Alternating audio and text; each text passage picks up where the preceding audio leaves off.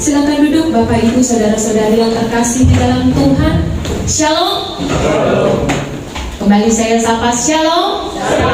Apa kabar? Luar biasa. Kita bersyukur bahwa Allah begitu baik. Kita boleh ada sebagaimana kita ada saat ini, semua karena kemurahan Tuhan. Baik, kita akan sama-sama belajar akan kebenaran firman Tuhan. Karena minggu-minggu ini adalah minggu-minggu sebelum kita masuk di dalam penyaliban Tuhan Yesus. Kita akan belajar tentang keserakahan dan pengkhianatan. Kita mau buka dari Injil Matius pasal 26 ayat 14 sampai 16. Matius 26 ayat 14 sampai 16. Demikian firman Tuhan. Yudas mengkhianati Yesus. Kemudian pergilah seorang dari ke-12 murid itu yang bernama Yudas Iskariot kepada imam-imam kepala.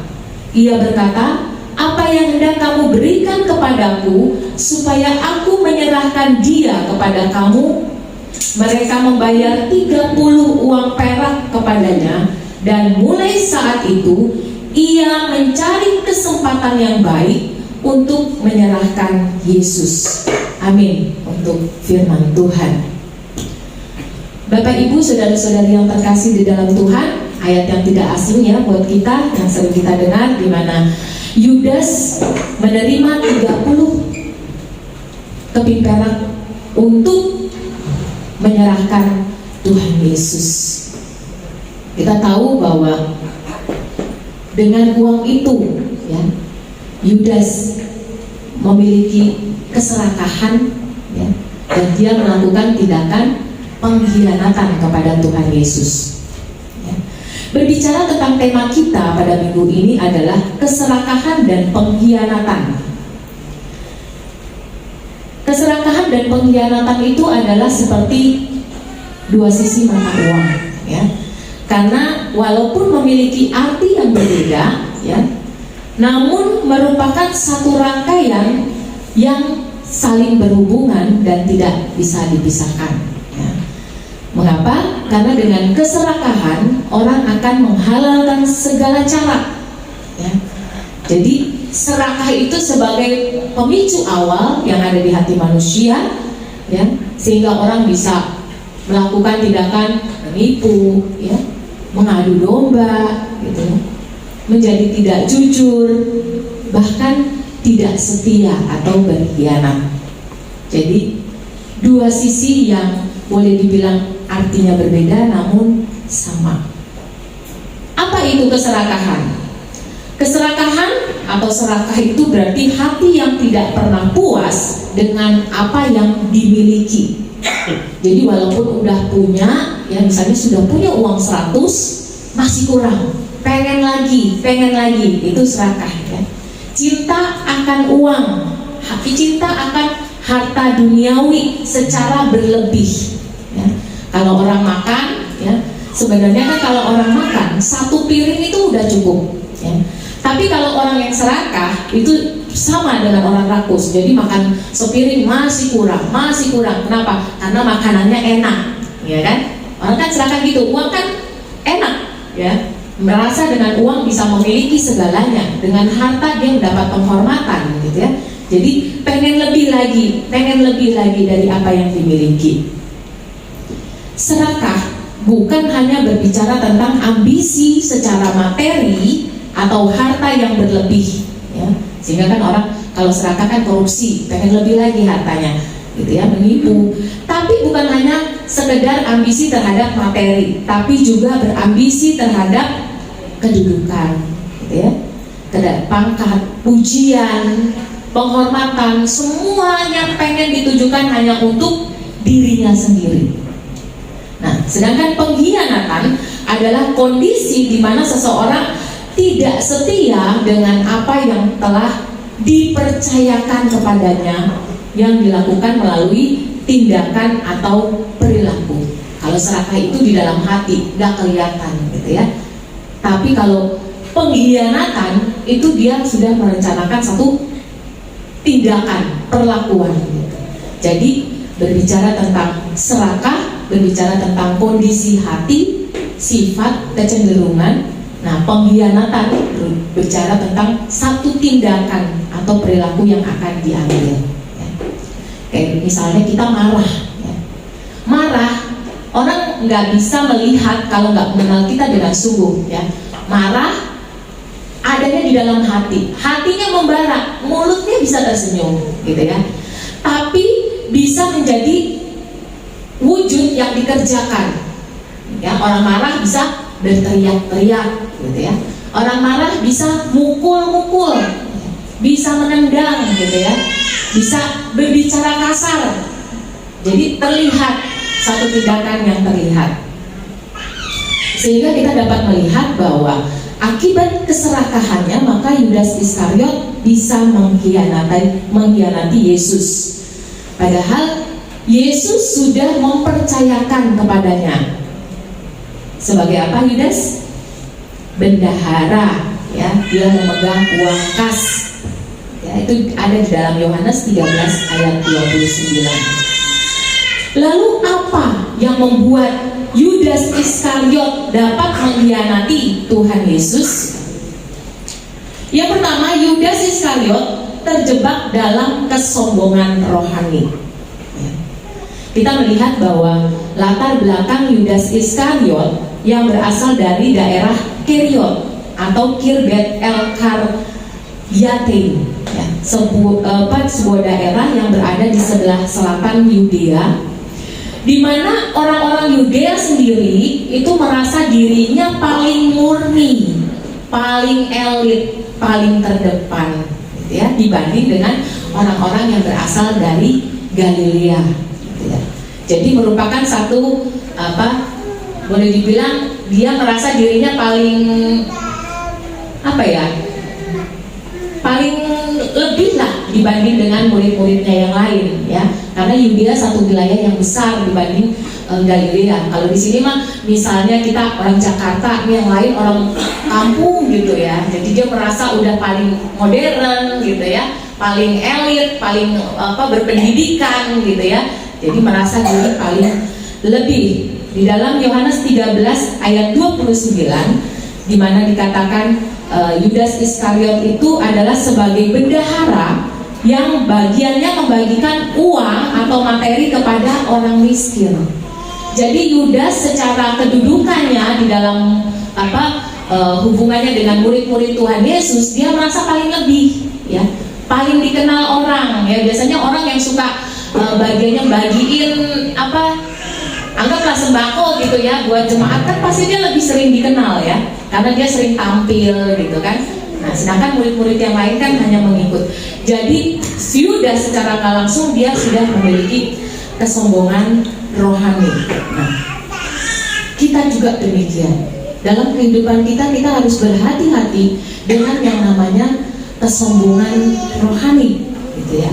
Bila kita merasa paling bisa, kita merasa paling dibutuhkan, kita merasa paling diandalkan, paling diperlukan, gitu ya, paling pintar, bisa melakukan semuanya, merasa paling hati-hati dengan kehidupan kita.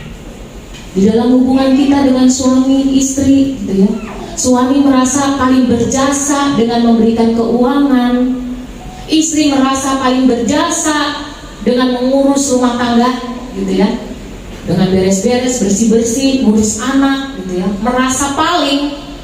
Nah, jika dipertemukan masing-masing punya ego, nah itulah ya, bisa ribut. Anak-anak merasa paling mensupport orang tua, gitu ya, sehingga bisa boleh dibilang membangkang dengan orang tuanya, yang nggak bisa dinasehati, gitu ya, karena mengapa merasa paling, gitu ya. Jadi adanya satu kesombongan di dalam kehidupannya. Ingatlah bahwa kesombongan itu dibenci Tuhan. Di dalam Amsal 6 ayat 16 sampai 17 dikatakan, 6 perkara ini yang dibenci Tuhan, bahkan 7 perkara yang menjadi kekejian bagi hatinya, yaitu mata sombong. Kesombongan bukan hanya kita ngomong, saya punya ini, enggak, tapi secara kerohanian yang enggak mungkin terlihat, kita di dalam hati kita dia mah cuma melakukan itu aja, saya mah bisa nih yang lebih. Itu merupakan satu kesombongan rohani. Hati-hati di situ. Selanjutnya, apa yang membuat Yudas Iskariot mengkhianati Tuhan Yesus? Ternyata Yudas Iskariot memiliki karakter yang buruk. Di dalam Yohanes 12 ayat 6, Yohanes 12 ayat 6 dikatakan, hal itu dikatakannya bukan karena ia memperhatikan nasib orang-orang miskin, melainkan karena ia adalah seorang pencuri. Ia sering mengambil uang yang disimpan dalam kas yang dipegangnya. Jadi Yudas, ini kan ceritanya waktu itu ada seorang wanita yang memberikan minyak untuk menyeka Yesus, ya, mengurapi Tuhan Yesus. Dia bilang sayang uangnya, harusnya uangnya dibagikan buat orang miskin.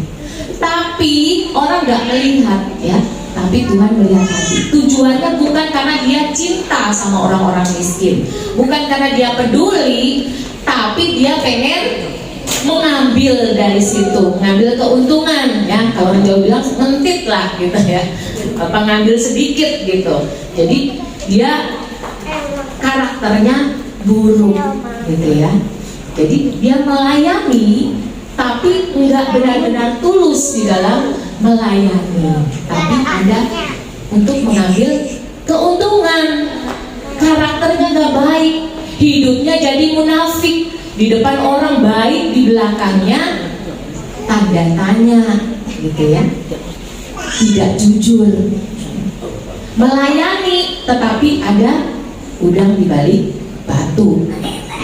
Selanjutnya, apa yang membuat Yudas Iskariot mengkhianati Tuhan Yesus?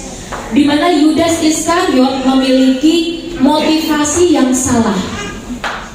Bukan hanya karakternya yang buruk, ya, tapi motivasi yang salah. Hatinya nggak beres, ya. Ada ambisius dan ketamakan di dalamnya. Jadi di dalam perjalanannya dengan murid-muridnya, ya, Tuhan Yesus bersama Yudas Iskariot, mereka mengikuti Tuhan karena mereka juga melihat apa yang telah dilakukan oleh Tuhan Yesus, mujizat-mujizat yang dikerjakan oleh Tuhan Yesus. Di dalam Yohanes 6 yang bercerita tentang mujizat 5 roti dan 2 ikan, setelah kejadian itu, maka orang-orang mendukung Tuhan Yesus menjadi raja, ya. Di dalam Yohanes 6 ayat 15 dikatakan, karena Yesus tahu bahwa mereka hendak datang dan hendak membawa dia dengan paksa untuk menjadikan dia raja, ia menyingkir pula ke gunung seorang diri. Karena orang-orang pengen angkat Tuhan Yesus menjadi raja, ya. Dan apa yang telah dikabarkan akan Tuhan Yesus kan dinyatakan ia adalah Mesias, dalam pengertian bahwa mereka memikirkan adanya kerajaan yang ada di bumi. Nah, Yudas memiliki motivasi yang salah. Kenapa? Oh, kalau Yesus jadi raja, kalau sekarang Yesus baru jadi rabi aja, saya sudah jadi bendahara yang megang kas. Kalau Yesus jadi raja, maka saya akan menjadi apa kira-kira? Menteri keuangannya, ya kan? Level yang lebih besar, yang kedudukan yang lebih, boleh dibilang lebih wah, lebih mentereng gitu ya. Kedudukan yang diinginkan semua orang, boleh dibilang begitu ya kan? Kalau kerajaan ruang lingkupnya lebih besar. Sedangkan kalau pelayanan Tuhan Yesus saat itu hanya bersama dengan ke-12 muridnya, dengan orang-orang yang berbondong-bondong mengikuti Tuhan Yesus. Tapi kalau berbicara kerajaan, timbul nih, wah berarti nanti saya akan jadi Menkeu nih, Menkeunya kerajaannya Tuhan Yesus, gitu ya.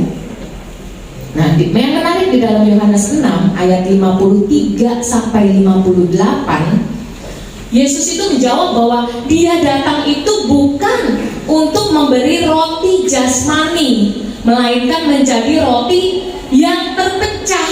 Nah, waktu Yesus mengatakan bahwa dia bukan datang untuk memberikan roti, tapi bahkan menjadi roti yang terpecah, di sini orang-orang menjadi kecewa. Enggak seperti dalam pemikiran mereka di bawah Tuhan Yesus akan membuat satu kerajaan tandingan bagi Romawi pada saat itu, gitu ya. Jadi mereka kecewa, bahkan mereka bersungut-sungut. Itu di dalam Yohanes 6 ayat 61. Dan bukan hanya sampai kecewa dan bersungut-sungut, bahkan sebagian dari mereka mengundurkan diri. Itu di dalam Yohanes 6 ayat 66. Jadi ternyata ada murid-murid yang mengundurkan diri dan tidak lagi mengikuti Tuhan Yesus. Ya. Berarti kalau kita baca secara keseluruhan, maka ternyata murid Tuhan Yesus sebenarnya enggak 12, lebih dari 12 yang militan mengikuti Yesus. Tapi motivasi mereka salah. Nah, di antaranya salah satunya juga Yudas. Tapi Yudas gak menunjukkan itu. Dia gak langsung mundurin diri seperti murid-murid yang lain. Dalam hal ini yang bukan ke-12 murid ya, lebih dari 12 murid. Dia gak langsung mundur, dia gak langsung istilahnya boleh dibilang konfrontasi, ngomong gitu ya. Tapi dia simpan di dalam hatinya menjadi satu kekecewaan. Nah ini ya, kalau kata peribahasa, diam-diam menghanyutkan. Ya, yang udah tahu jawabannya berarti dulu dalam bahasa Indonesia nilainya 100 ya. Diam-diam menghanyutkan, kekecewaannya hanya disimpan di dalam hati.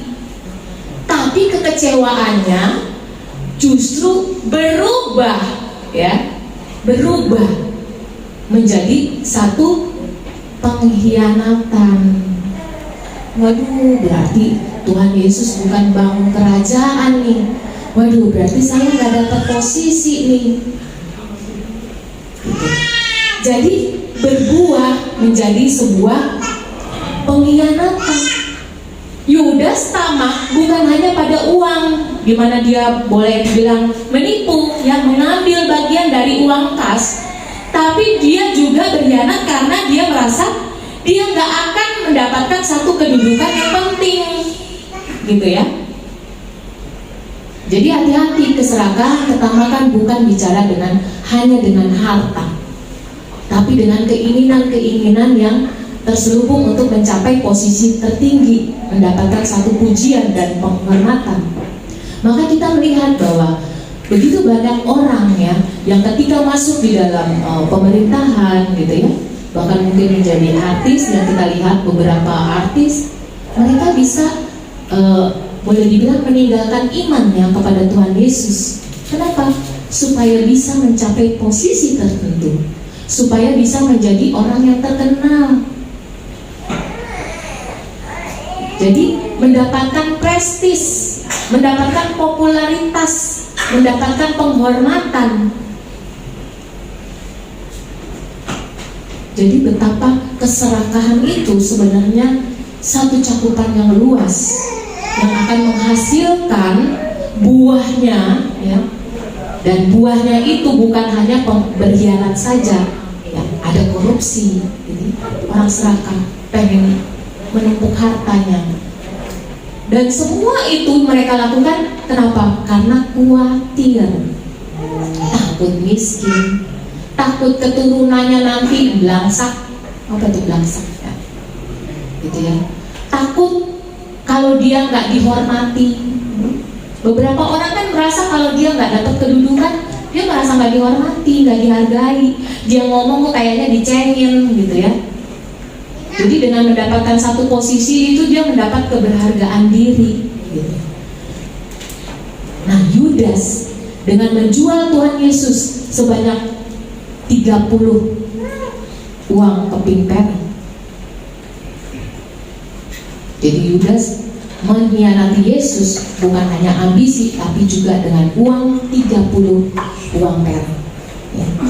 Tadi di dalam Matius 26 ayat 15. Namun yang luar biasa di dalam kitab Keluaran pasal 21 ayat 30 itu berbicara bahwa harga jika budak mati dengan tidak sengaja akan mendapatkan penggantian 30 keping perak. Jadi 30 keping perak uang yang dibayarkan untuk menggantikan nyawa Yesus setara dengan menggantikan nyawa budak. Berarti benar-benar Tuhan Yesus diperlakukan seperti seorang hamba, budak, seorang bulos. Kalau di dalam Sakaria 11 ayat 13, di situ ada uang 30 perak juga. Di situ Tuhan katakan bahwa itu nilai yang tertinggi pada saat itu.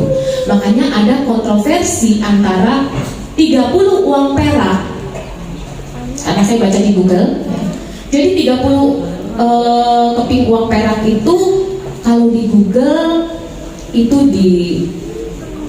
disamakan dengan 4 bulan gaji upah harian. Jadi kurang lebih kalau karyawan kita tuh UMR 4 sampai 5 juta gitu ya. Berarti kali 4 yang kurang lebih 20 sampai 30 juta gitu ya. Mungkin ya kalau kita dengar 20 sampai 30 juta ya tinggi lah ya untuk saat ini, ya lumayan istilahnya gitu ya. Tapi kalau kita baca lagi berbanding terbalik dengan Kisah Rasul 1 ayat 18, karena di dalam Kisah Rasul 1 ayat 18, dengan uang 30 keping perak ini Yudas bisa membeli sebidang tanah, gitu ya. Tanah yang akhirnya nanti dia akan jatuh di situ dan mati di situ, gitu ya.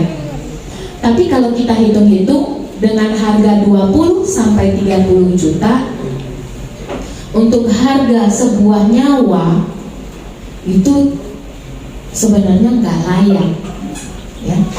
Karena kan kalau seperti kita lihat ya orang yang naik pesawat terus jatuh gitu ya, asuransi akan membayarkan lebih, ya kan, bisa ada sampai yang ratusan juta gitu ya. Jadi pada saat itu ya itulah yang terjadi, ditukarlah ya Tuhan Yesus imannya, ya kepercayaannya kepada Tuhan dengan kemewahan dunia. Dan ini kalau kita pikir-pikir satu kebodohan, ya kan? Kayak misalnya saya dengan suami saya untuk mendapatkan uang, misalnya anggap aja kan biasanya karena yang lagi ribut kan asuransi ya. Ada orang membunuh pasangannya, membunuh anaknya, membunuh karena asuransi bisa diklaim gitu. Itu kan satu kebodohan. Kenapa? Karena nyawa itu sebenarnya nggak bisa tergantikan. Jadi hidup kekal yang tidak ternilai ditukar dengan kehidupan duniawi yang hanya bersifat sementara, dan itu merupakan satu kesia-siaan. Jadi harga sebuah nyawa dinilai rendah. Seperti misalnya kalau kita punya anggap aja gelang 4 gram emas, saking kita lapar kita tukar dengan sepiring nasi. Itu kan satu hal yang boleh dibilang sia-sia ya, bodoh gitu ya, nggak mikir panjang bahwa nilai itu tinggi. Seperti Esau dan Yakub. Esau menjual hak kesulungannya hanya karena semangkuk bubur kacang merah gitu ya. Jadi satu pertukaran yang tidak seimbang. Maka ketika Tuhan Yesus dicobai ya pada waktu di padang gurun dengan cobaan yang ketiga di dalam Matius 4 ayat 8 sampai 9 dikatakan, dan iblis membawanya pula ke atas gunung yang sangat tinggi dan memperlihatkannya kepadanya semua kerajaan dunia dengan kemegahannya, dan berkata kepadanya, semua itu akan kuberikan kepadamu jika engkau sujud menyembah aku. Tuhan Yesus memberikan teladan kepada kita. Pada saat itu Tuhan Yesus menjawab, enggak sepatutnya kamu harus menyembah Tuhan, justru kamulah yang harus menyembah Tuhan Allahmu, gitu ya. Tuhan Yesus ngasih teladan nih. Tuhan Yesus aja udah diiming-imingi kasih dunia dan kemegahannya, gitu ya. Tapi Tuhan Yesus tolak. Kenapa? Karena Tuhan merasa bahwa kehidupan kekal umat manusia yang adalah ciptaannya itu lebih berharga dibanding kemewahan dunia. Lalu bagaimana agar kita bisa bisa terhindar dari yang namanya keserakahan dan pengkhianatan. Yaitu kita perlu menjaga hati kita. Di dalam Amsal 4 ayat 23 dikatakan, jagalah hatimu dengan segala kewaspadaan, karena dari situlah terpancar kehidupan.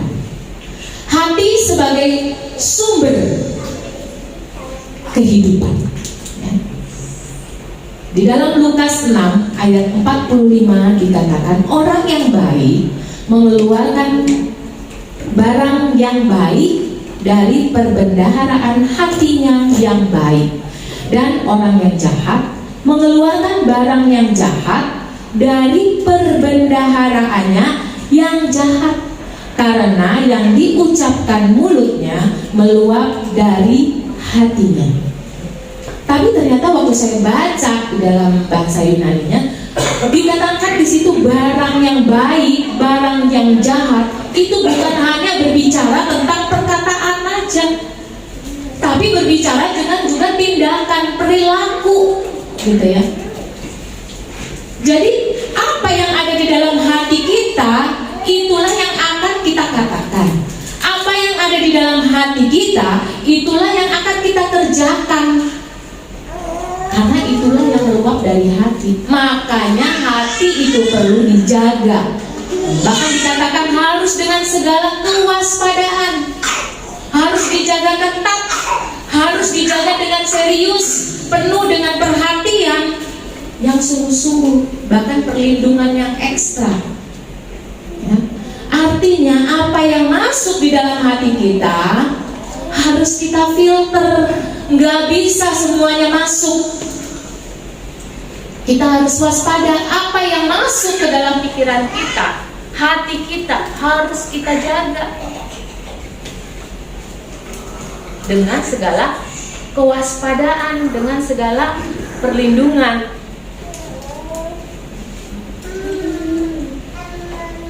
Nah, kita melihat ya, mungkin ada yang kalau zaman dulu tuh ada film kartun Dragon Ball, tahu?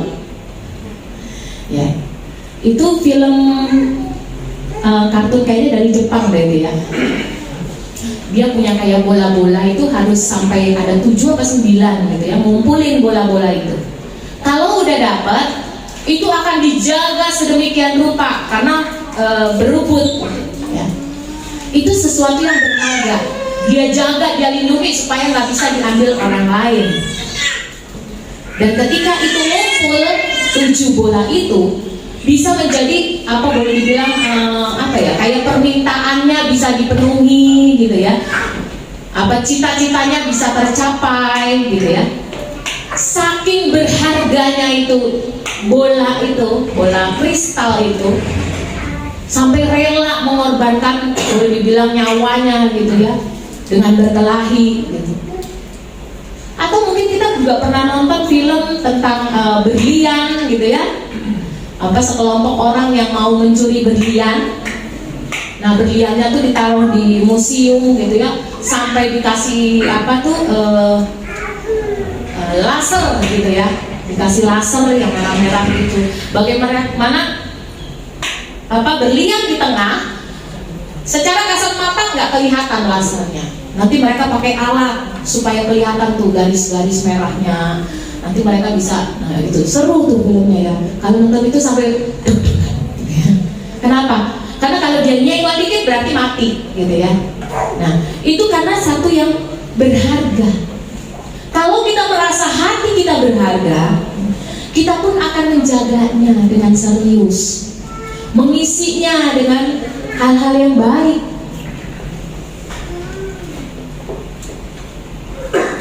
Hati perlu dijaga. Dijaga dari apa?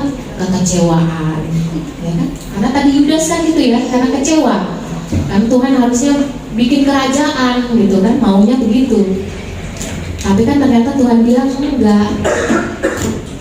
Kecewaan, iri hati, dendam, kesombongan, kepahitan, keserakahan. Bagaimana kita bisa menjaganya? Ya kita harus takut akan Tuhan, karena itu kunci utama kita sebagai orang yang percaya kepada Tuhan, kita harus takut akan Tuhan, mengenal Tuhan dengan benar, mengenal Tuhan dengan benar, menghormati Tuhan sebagai penguasa yang tertinggi, di mana Ia sebagai juru selamat kita secara pribadi. Kalau kita percaya, kita mengenal Tuhan, kita menghormati Tuhan, maka ibadah kita berdoa memuji Tuhan bukan satu rutinitas saja. Ada hati yang menggebu-gebu untuk mencari Tuhan, untuk mengenal Tuhan lebih lagi. Ya. Nah, Yudas nggak punya ini. Dia ternyata nggak takut akan Tuhan. Ini kayaknya baru baterainya ya.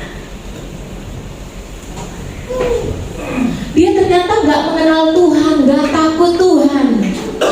Hubungannya dengan Tuhan hanya sebatas satu formalitas, seremonial aja ya.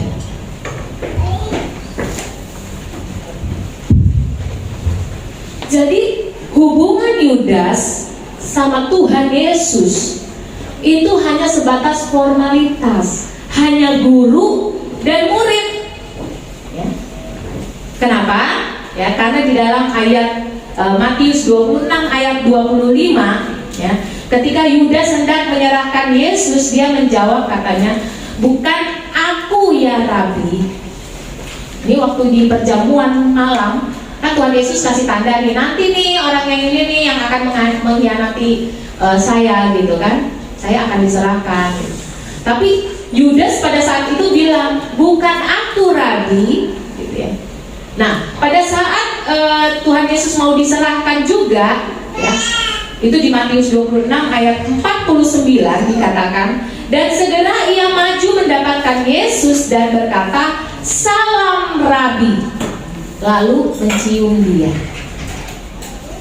Yang menarik, kata Rabi yang dipergunakan oleh Yudas adalah Rabi hanya sebatas seorang yang mengajarkan Alkitab, yang mengajarkan Taurat Tuhan pada saat itu. Artinya hanya guru, gitu ya.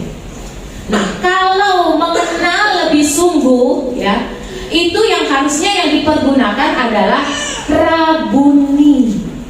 Ya, makanya waktu ada yang mujizat disembuhkan karena dia bilang Rabuni. Itu Rabuni itu pengakuannya bukan hanya seorang rabi, tapi bahwa dia mengenal Rabi itu punya kuasa, punya kemampuan. Tapi kalau berbicara hanya Rabi, berarti hanya sebatas guru aja. Dia nggak punya hubungan yang erat, nggak mempunyai apa ya, kalau dibilang kalau secara kita tuh enggak klop, enggak punya chemistry. Ya, bahasanya mungkin lebih itunya, jadi nggak punya chemistry. Jadi hubungannya hanya formalitas saja. Rabinya bukan sampai kepada menganggap Yesus itu sebagai Tuhan dan juru selamatnya secara pribadi. Karena murid-muridnya yang lain kan udah tahu Yesus itu Mesias. Dia pun tahu secara pikirannya Mesias. Tapi Mesiasnya itu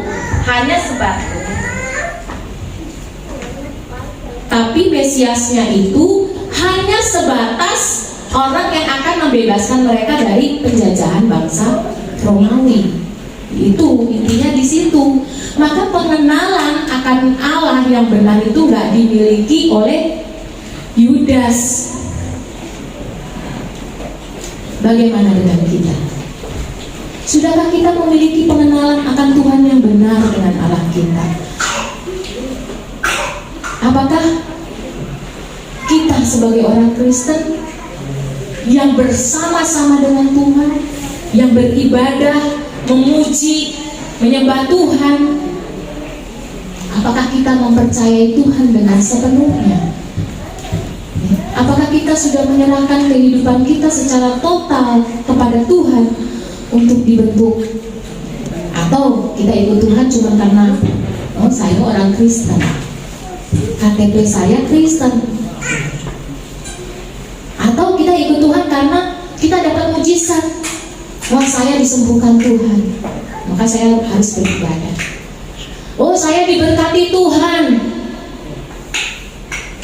Ketika saya berdoa minta A misalnya, Tuhan jawab A, ya udah makanya saya beribadah. Apakah cuma sampai di situ pengertian kita, hubungan kita dengan Allah kita, rasa takut kita, hormat kita kepada Tuhan, apakah hanya sampai di situ? Seharusnya kita punya benar-benar hati yang takut akan Tuhan, ada ketulusan di situ, ada dasar kasih yang benar-benar mengasihi Tuhan. Selanjutnya kita menjaga hati kita dengan memberi asupan makanan atau input yang benar bagi hati kita. Di dalam 2 Petrus 1 ayat 5 sampai 10 dikatakan di sana bahwa kamu harus sungguh-sungguh berusaha, harus sungguh-sungguh berusaha untuk menambahkan kepada iman kebajikan, kepada kebajikan pengetahuan, kepada pengetahuan penguasaan diri, kepada penguasaan diri ketekunan, ya, dan seterusnya di situ. Ketekunan kesalehan, kepada kesalehan, kepada kasih. Nah, sehingga pengalaman kita bersama Tuhan dilandasi dengan pengertian yang benar, tidak seperti katak dalam tempurung gitu ya. Kita menjadi orang yang teguh, iman kita teguh, nggak tergoyahkan. Ketika kita berdoa minta mujizat, Tuhan jawab, wah iman kita naik. Tapi ketika kita berdoa, doa kita nggak dijawab, ya Tuhan mah nggak ada, doa saya aja nggak dijawab. Tuhan di mana kesusahan saya nggak diangkat? Nah, itu kita belum pada level memahami dan mengenal Tuhan secara benar. Ya. Untuk itu perlu di-input, ditambahkan iman di dalam kehidupan kita, ditambahkan pengetahuan yang benar. Berubahlah oleh pembaharuan budimu, mana yang baik, yang berkenan kepada Allah. Jadi kayak kita ya, anak kecil itu ya, kalau ulangan ya, saya selalu bilang sama anak saya, sudah dibaca belum? Karena minggu kemarin itu minggu ulangan, minggu PTS. Besok mau ulangan, siang ini pulang sekolah harus udah baca itu pelajaran yang akan, materi yang akan diulangankan besok gitu ya. Udah baca belum? Udah mami. Udah baca belum? Udah mami. Karena apa? Kita tahu kan sebagai orang tua, apa yang dia baca, nanti ketika ketemu soal, apa yang sudah dia baca itu akan dia tuangkan dengan jawaban yang ada.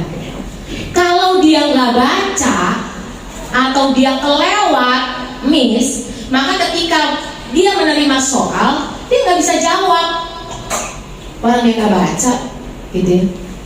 Maka kadang-kadang saya bilang dapat nilai berapa, padahal saya bisa lihat dari rumah, gitu ya, lewat komputer, karena ulangannya tuh pakai handphone, jadi kita bisa cek di rumah nilainya berapa. Tapi saya pengen dia jujur, harus ngomong kan. Tadi dapat nilai berapa? 85 mami. Kok bisa 85? Gitu. Iya mami, tadi kayaknya aku baca ada yang ini deh, aku lupa. Kan kemarin udah disuruh baca. Iya sih udah baca, tapi aku lupa. Nah itu ya. Apa yang masuk gitu ya di hati kita, itulah yang akan keluar. Makanya tadi dibilang perbendaharaan yang masuk itu yang keluar, yang ada di dalam hati itulah yang keluar. Maka kita harus menjaga hati kita dengan asupan makanan. Dengan apa? Baca firman, baca sendiri. Ya, kita bisa dengar YouTube, ya, banyak pengajaran-pengajaran di situ.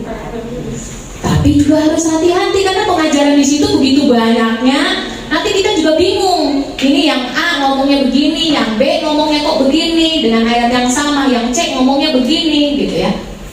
Nah, kita harus membentengi diri kita dengan apa? Kita baca sendiri Alkitabnya, kita renungin sendiri, kita tanya sama Tuhan, remanya apa nih ayatnya buat saya, gitu ya. Karena biasanya, ya bukan biasanya, kebanyakan yang terjadi demikian. Ayat yang sama, setiap orang akan menafsirkannya dengan berbeda sesuai dengan apa yang ditaruhkan Tuhan atasnya, gitu ya. Maka pengertian seseorang itu berbeda-beda, gitu. Asupan makanan di dalam hati kita ini harus yang benar, sejalan dengan Alkitab, supaya apa? Apa yang kita lakukan itu yang baik, yang benar, dan yang berkenan kepada Tuhan. Jadi porsi apa yang kita keluarkan dari hati kita itu bukan hanya sebatas yang baik, tapi harus sampai kepada yang benar. Karena yang baik menurut kita belum tentu benar menurut Allah, tapi juga harus sampai pada yang berkenan kepada Allah. Kenapa? Baik, oke, benar, udah sesuai nih dengan Alkitab, tapi sejalan gak dan berkenan gak dengan di hadapan Tuhan? Jadi bagaimana asupan makanan yang kita baca itu, Alkitab itu benar-benar kita renungkan sendiri, bukan dapat rema dari orang lain. Rema dari orang lain hanya membantu kita untuk kita juga mengerti, oh ada sisi lain, ada sisi lain. Tapi Tuhan memberikan kita akal budi, kita akan punya rema tersendiri di dalamnya. Maka harus merenungkan firman Tuhan dengan sungguh-sungguh. Ya, kalau saya dengar renungan pagi-pagi gitu ya, yang setiap hari dikirimkan, gitu. Kalau minggu-minggu ini saya bacanya siang karena kadang handphone udah terlanjur terbawa gitu ya. Jadi firman Tuhan ya mungkin yang disampaikan itu kan begitu banyak poin di dalamnya ya kan. Ada poin A, B, C gitu kan. Atau ada yang 2 poin aja. Tapi kalau kita baca, kita nyimak sendiri, kita akan dapat rema. Mungkin kita akan dapat remanya yang cuma poin A aja gitu. Poin B-nya enggak gitu. It's okay, memang rema buat kita itu mungkin Tuhan tahu yang harus kita lakukan yang A dulu gitu. Atau mungkin Tuhan tahu yang harus kita lakukan yang B dulu. Tapi porsi kita adalah merenungkan dan kita tahu porsi yang harus kita kerjakan. Minta sama Tuhan kemampuan untuk melakukannya. Jadi menjaga hati kita harus dengan benar-benar di hadapan Tuhan.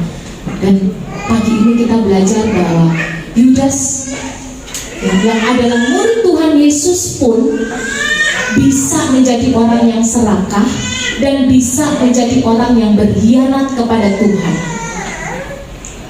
Kalau dibilang padahal Yudas itu kan bertemu muka dengan Tuhan Yesus. Kalau kita kan nggak bertemu muka dengan Tuhan Yesus.